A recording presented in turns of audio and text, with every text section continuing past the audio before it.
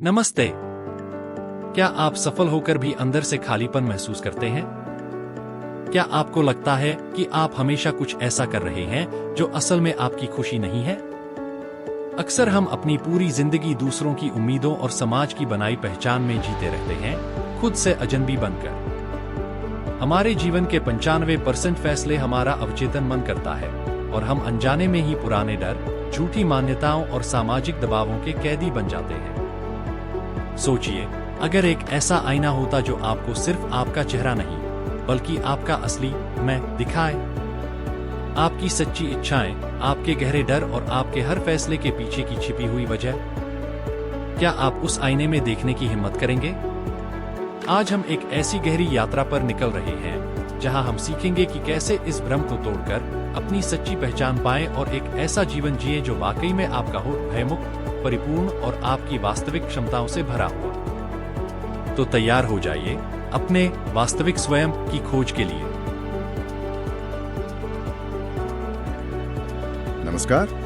आज हम सब उस चीज की गहराई में उतर रहे हैं जो हमारी पूरी दुनिया तय करती है, हमारा मन। हाँ, मन।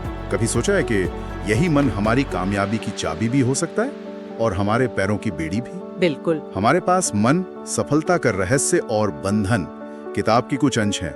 तो आज इन्हीं के जरिए समझने की कोशिश करेंगे कि मन हमारी जिंदगी को कैसे बनाता, बिगाड़ता है और हाँ, इसे साधना क्यों इतना जरूरी है। बिल्कुल, ये कमाल का संगम है ना, जहाँ हजारों साल पुराना भारतीय दर्शन और आज की साइकोलॉजी मिलती हैं। सही। स्रोत साफ कहते हैं कि हमारी हकीकत, हमारी दुनिया असल में काफी हद तक हमारे अपने मन की ही रचना है। एक बड़ी दिलचस्प कहावत याद आती है मुझे। हाँ। कि पहाड़ चढ़ने से भी ज्यादा मुश्किल है जूते में पड़ा एक छोटा सा कंकड़ सहना। हाँ, सही बात है। स्रोत भी यही इशारा कर रहे हैं, लगता है कि हमारी ज्यादातर मुश्किलें बाहरी नहीं, अंदरूनी हैं, हमारे अपने मन की वजह से। ये मन, जिसे रोशनी से भी तेज कहा गया है ना, ये आखिर हमारी असलियत बनाता कैसे? ये बिल्कुल सटीक बात है। स्रोत इसे एक तरह का वास्तविकता का फिल्टर कहते हैं। फिल्टर? हाँ, या मैट्रिक्स समझ लीजिए। मतलब हम दुनिया को सीधे सीधे नहीं देखते। अच्छा। बल्कि अपने मन के बनाए हुए एक चश्मे से देखते हैं। वो चश्मा हमारी सोच, हमारे डर, हमारी उम्मीदें, इन सब से रंगा होता है। विक्टर फ्रैंकल का उदाहरण सोचिए ना। भयानक कंसंट्रेशन कैंप में थे वो। हाँ, मैंने पढ़ा है। वहां भी उन्होंने महसूस किया कि चाहे हालात कितने भी बुरे हों, इंसान अपने नजरिए को चुनने के लिए हमेशा आजाद है। हमेशा? मुश्किल हालात में भी? हाँ, हमेशा। इसी मानसिक आजादी ने उन्हें जिंदा रखा। उनकी जो लोगोथेरेपी है ना, हाँ, उसका सार यही है कि दुख जीवन का हिस्सा हो सकता है, पर उस दुख से पीड़ित होना या ना होना यह हमारी अपनी सोच पर निर्भर करता है। वाह, मतलब बाहरी हालात से ज्यादा अंदरूनी चुनाव माने रखता है। बिल्कुल। लेकिन अगर इस चुनाव की शक्ति का इस्तेमाल न किया जाए, अगर मन को यूं ही बेलगाम छोड़ दिया जाए, तब क्या होता है? हाँ, इस पे शायद हमारे प्राचीन ग्रंथ ज्यादा रोशनी डाल सकते हैं। जी हाँ, इस पे तो सदियों पुरानी चेतावनी है। भगवत गीता कहती है, हाँ, जिसने मन को जीत लिया उसके लिए मन सबसे अच्छा दोस्त है, पर जो ऐसा नहीं कर पाया उसके लिए मन ही सबसे बड़ा दुश्मन बन जाता है। दुश्मन? हाँ, और अमृत बिंदु उपनिषद का सूत्र तो और भी सीधा है। हाँ। मन एव मनुष्याणाम कारणम बंध मोक्षयोः। मतलब मन ही इंसान के बंधन और मुक्ति दोनों का कारण है। दुश्मन? ये तो बड़ी गंभीर बात है। ये अनियंत्रित मन दुश्मन कैसे बन जाता है? क्या करता है ये? सोचिए, एक बेलगाम घोड़े की तरह, बेचैन, भटका हुआ, कहीं भी ले जाने वाला। ये हमें कभी इच्छाओं के पीछे दौड़ाता है, कभी दूसरों से तुलना करवाता है, तुलना, कभी सिर्फ इंद्रियों के सुख में उलझाए रखता है। स्रोत में लेखक ने अपना अनुभव भी बताया है। अच्छा। कैसे? एक खाली इमारत में अकेले रहते हुए ध्यान के जरिए उन्होंने अपने अंदर के डर और अकेलेपन पर काबू पाया। ध्यान से? हाँ, इससे साफ होता है कि असली शांति बाहर नहीं, भीतर के ठहराव में है। वो डर और बेचैनी, वो तो मन की ही पैदा की हुई चीजें थी। ठीक है। जिन्हें जागरूकता से शांत किया जा सकता है। ठीक है, तो ये तो समझ आया कि अनियंत्रित मन क्या कर सकता है। लेकिन अगर मन इतना शक्तिशाली है, इसे साधा कैसे जाए? वो अंदर का कंकड़ निकाला कैसे जाए? हाँ, रास्ता है। स्रोत बताते हैं कि जैसे किसान खेत जोतता है ना, वैसे ही मन को साधना पड़ता है। हाँ। नकारात्मक विचारों की खरपतवार हटानी पड़ती है। बिल्कुल।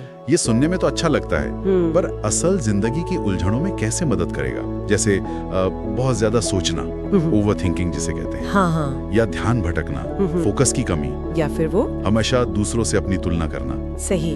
रास्ता है मानसिक अनुशासन और सबसे जरूरी जागरूकता, अवेयरनेस। जागरूकता। जी, स्रोत बताते हैं कि ये साधना हमें कई मानसिक फंदों से बचाती है, जैसे पल भर के सुख के पीछे भागना, हाँ। दूसरों की तारीफ पर निर्भर रहना या पुरानी गलत धारणाओं से चिपके रहना।